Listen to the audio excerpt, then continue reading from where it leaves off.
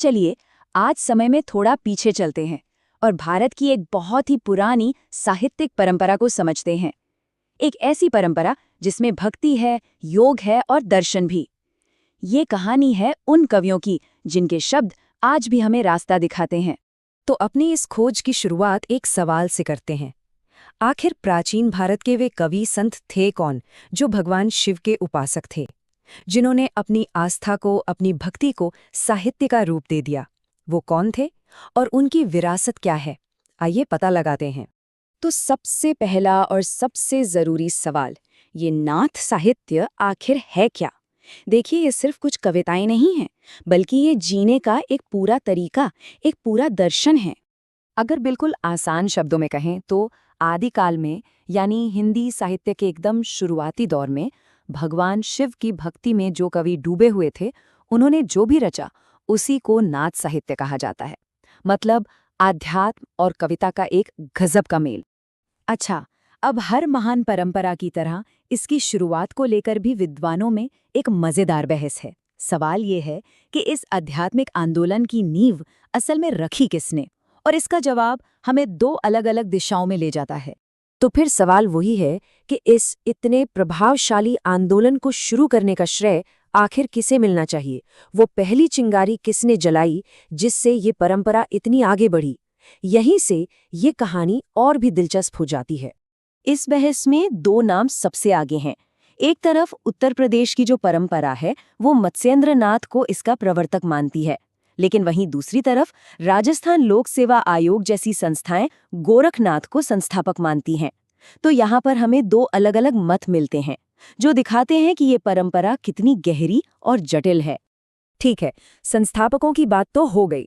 अब जरा समय में आगे बढ़ते हैं और देखते हैं कि इस परंपरा का स्वर्ण युग यानी गोल्डन एज कब था। वो कौन सा समय था जब ये आंदोलन सबसे ज्यादा फला फूला? ये टाइमलाइन हमें एक बहुत ही साफ तस्वीर दिखाती है। देखिए, इसकी जड़ें तो पुरानी हैं, लेकिन 12वीं से लेकर 14वीं शताब्दी के बीच का जो समय था वही नाथ साहित्य का स्वर्ण काल माना जाता है। इसी दौर में ये परंपरा अपने शिखर पर थी और इसका असर दूर दूर तक फैला। और इस बात को मशहूर विद्वान डॉक्टर रामकुमार वर्मा भी मानते हैं। उनका भी यही कहना है और उनके इस मत को ज्यादातर लोग स्वीकार भी करते हैं। तो याद रखने वाली बात यह है कि मध्यकाल में ये परंपरा अपने चरम पर थी। अब एक और गहरा सवाल, ये नाथ विचारधारा, ये फिलॉसफी आखिर आई कहाँ से? इसकी जड़ें कहाँ थी? इसका जवाब हमें भारत की ही एक और महान धार्मिक परंपरा की ओर ले जाता है। इसकी कहानी कहीं न कहीं बौद्ध धर्म से जुड़ी हुई है। देखिए, समय के साथ बौद्ध धर्म दो बड़ी शाखाओं में बंट गया, हीनयान और महायान। और ऐसा माना जाता है कि इसी दार्शनिक विकास की एक कड़ी के तौर पर नाथ पंथ का जन्म हुआ, जिसमें बौद्ध और शैव दोनों परंपराओं की बातें शामिल थीं। अब हम इस पूरे विश्लेषण के दिल में आते हैं, वो महान गुरु जो इस परंपरा की रीढ़ की हड्डी थे।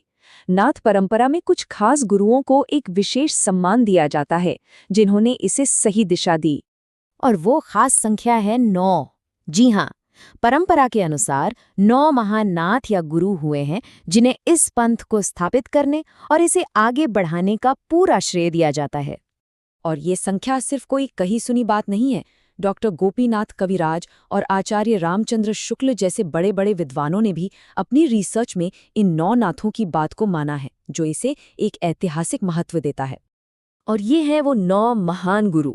नागार्जुन, जो एक महान दार्शनिक थे, से लेकर गोरखनाथ तक, जिन्होंने हठ योग को एक व्यवस्थित रूप दिया, इन सभी ने मिलकर नाथ परंपरा को वो बनाया जो वो आज है। हर एक नाम अपने आप में एक पूरा अध्याय है। तो आखिर में ये सवाल हमारे सामने खड़ा होता है कि इन 9 गुरुओं ने दुनिया को विरासत में क्या दिया? उनके सिखाए गए आत्म अनुशासन, योग और ध्यान के सिद्धांत क्या आज की इस भागदौड़ भरी जिंदगी में भी उतने ही काम के हैं? ये एक ऐसा सवाल है जो हमें इस प्राचीन ज्ञान के महत्व पर सोचने के लिए मजबूर करता है।